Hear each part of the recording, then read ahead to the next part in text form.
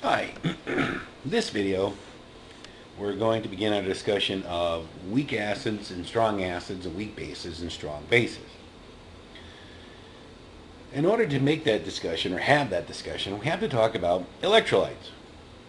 Because you know that electrolytes are any species that, when you dissolve it in water, conducts electricity. And that's due to the fact that they produce ions in solution. Well, acids and bases are electrolytes because when you dissolve them in water, they produce ions in solution. So, strong electrolytes 100% dissociate. In other words, every molecule that you put into the solution that is dissolved into the solution dissociates and separates into ions. For example, sodium chloride solid. You dissolve sodium chloride in solid into water. And for every NaCl formula unit that you dissolve in water, it breaks up into ions. So it completely dissociates. It's a strong electrolyte. Weak electrolytes do not completely dissociate. For example, this is CH3COOH, also known as acetic acid. Once upon a time, long ago, I had a class that thought it would be funny to name this Chiku. Chiku. So from then on, they called it Chiku. But technically, it is acetic acid. Acetic acid is a weak electrolyte and does not completely dissociate.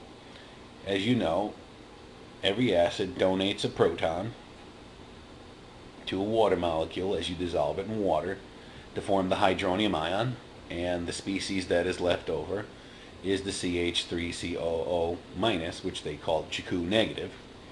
So we got Chiku negative, and we see that there's a double arrow in between, which means that it's in equilibrium.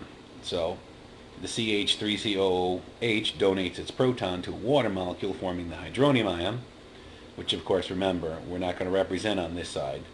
Even though we don't write it, we understood that that is the hydronium ion there. Whoops, let's go back for a second. Sorry about that. That is the hydronium ion right there. But remember, we're only going to look at it from terms of what's happening with the protons, the H pluses that are either donated or accepted. So as the acid donates the proton to the water molecule, we represent it in this way. And there's that proton that's being donated, and here it's what's left, the CH3COO minus. And again, there's an equilibrium going on, which means that not only is the forward reaction taking place, but the reverse reaction is taking place. Well, obviously, if the reverse reaction is taking place, then this cannot completely dissociate, can it? So it doesn't 100% completely dissociate, and we get fewer ions in solution, and therefore, that's why it's not a strong electrolyte. That's why it's a weak electrolyte. Strong acids are strong electrolytes. That's what it comes down to.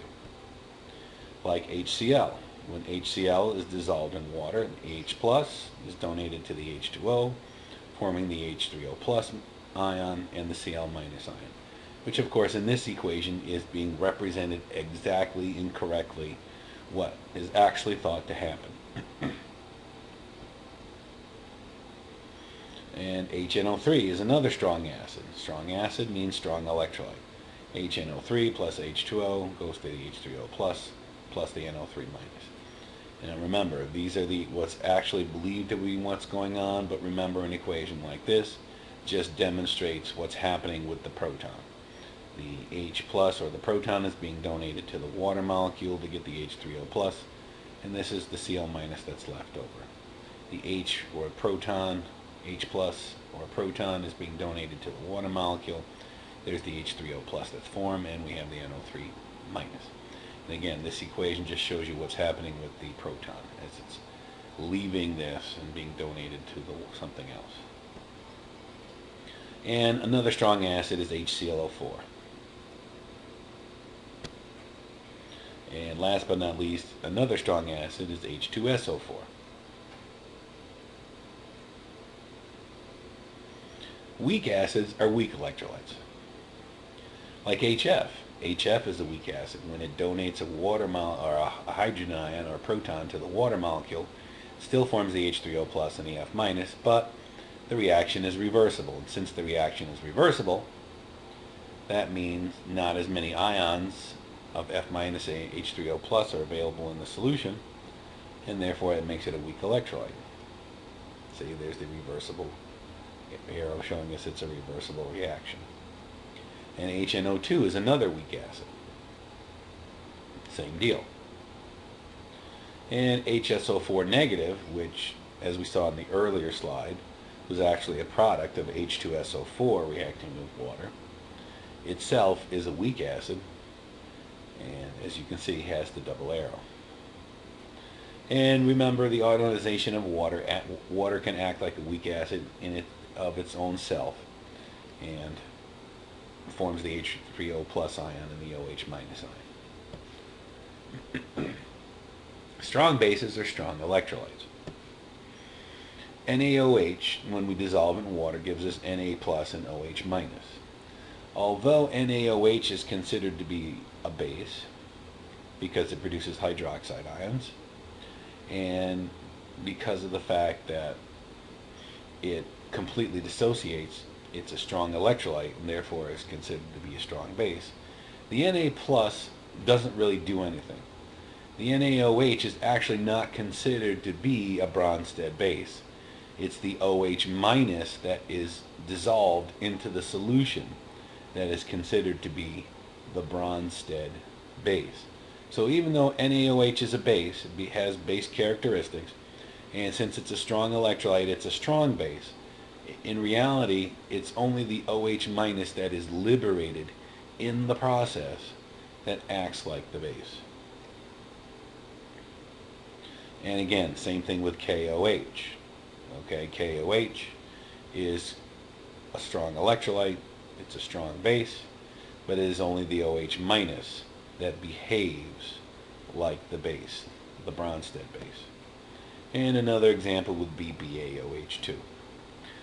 Strong bases are considered to be the group 1 metal hydroxides and the group 2 metal hydroxides from about calcium down. I'm going to say that again. The strong bases are considered to be the group 1 metal hydroxides and the group 2 metal hydroxides from calcium down. And when I say group 1 or group 2, I mean the metal groups, group 1A and group 2A, on the periodic table.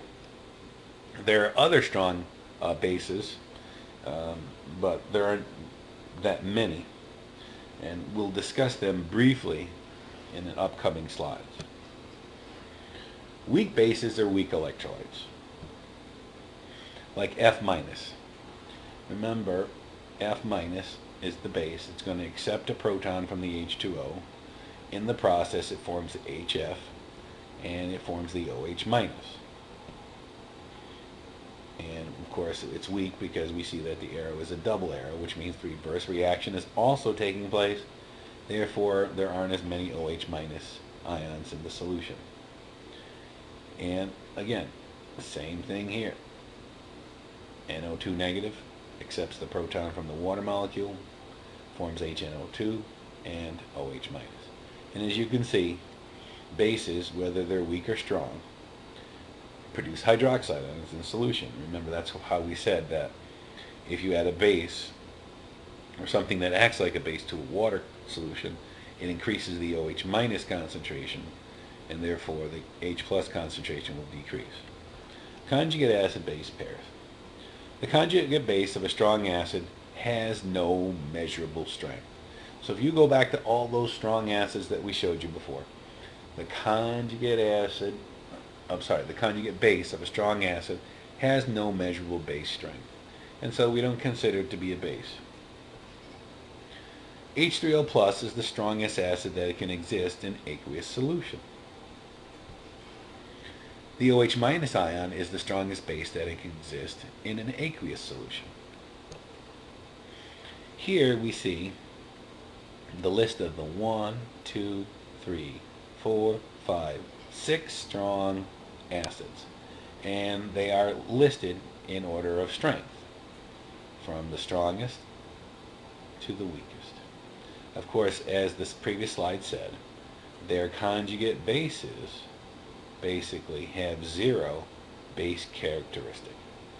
The H3O plus ion is the strongest the strongest acid that can exist in solution.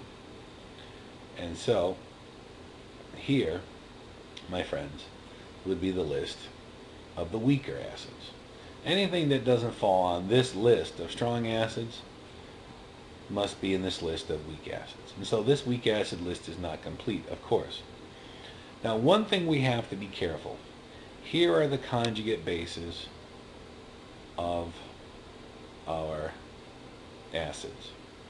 Remember in the previous slide, it said that if the acid is strong, the conjugate base is so weak that it has basically excuse me, zero in terms of base characteristics.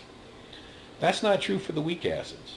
Their conjugates can be considered to have significant base strength.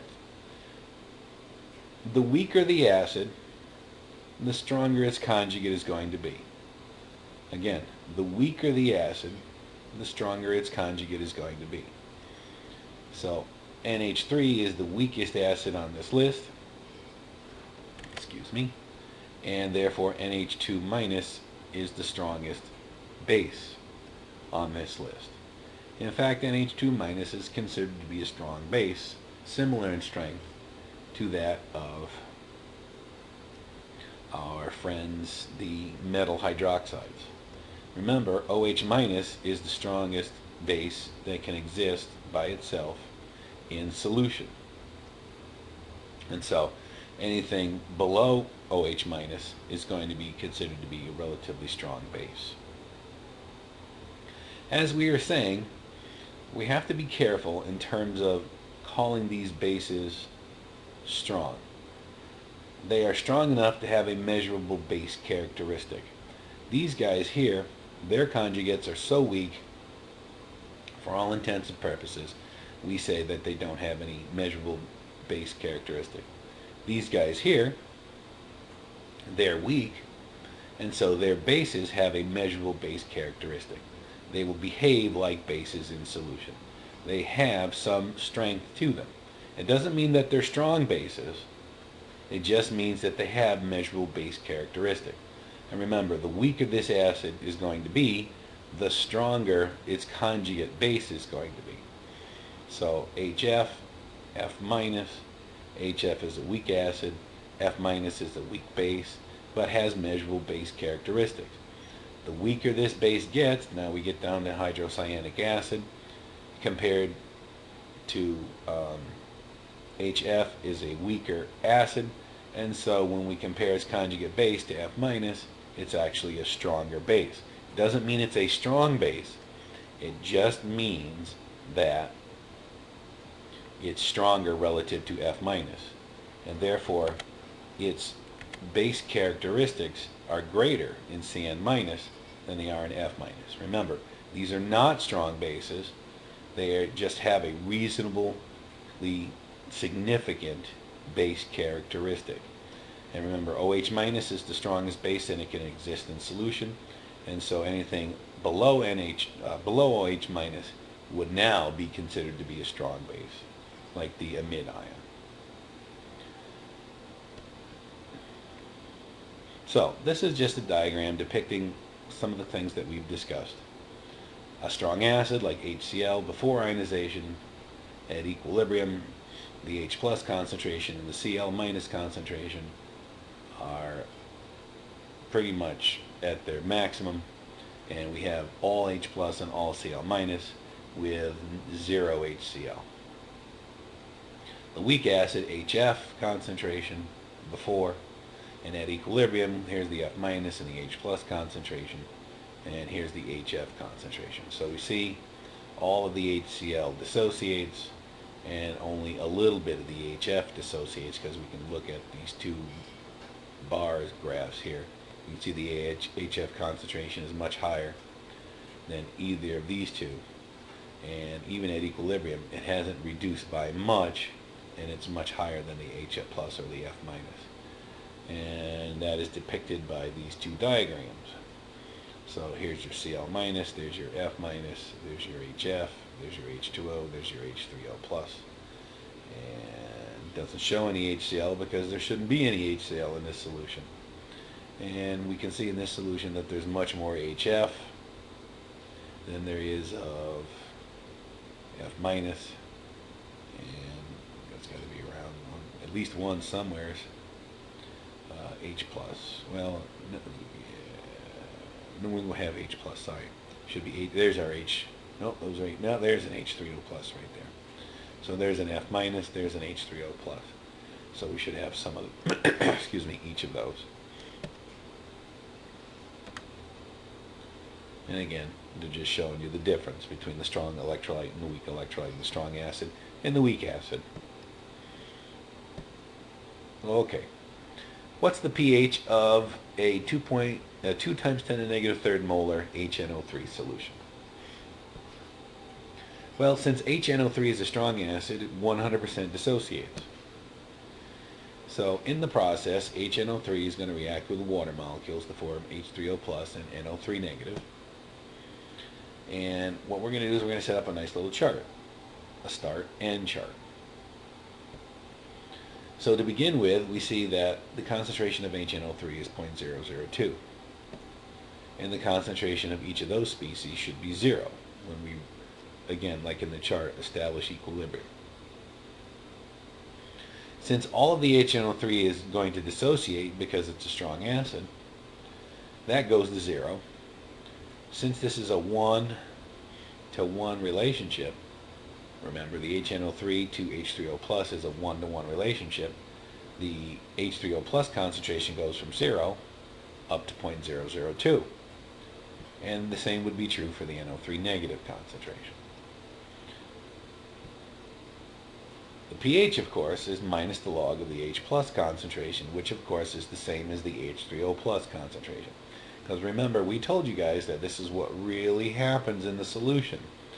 But remember, it's the H plus concentration that we're keeping an eye on. It's the H plus, that's the transfer of the protons. It's the concentration of the H pluses that counts. And so since these two are equal to each other, the H plus concentration and the OH minus concentration, H3O plus concentration are equal, we take minus the log of the H3O plus concentration and get the pH of the solution. And I see that this problem popped up before we were done with this problem, but that's okay. Now let's do it. What's the pH of a 1.8 times 10 to the negative 2 molar BaOH2 solution? Well, remember BaOH2 is a strong base. And as a strong base, it dissociates in solution. We're going to do a start and an end chart just like we did before. The starting concentration of the BaOH2 is 0.018. The starting concentration of the Ba is 0.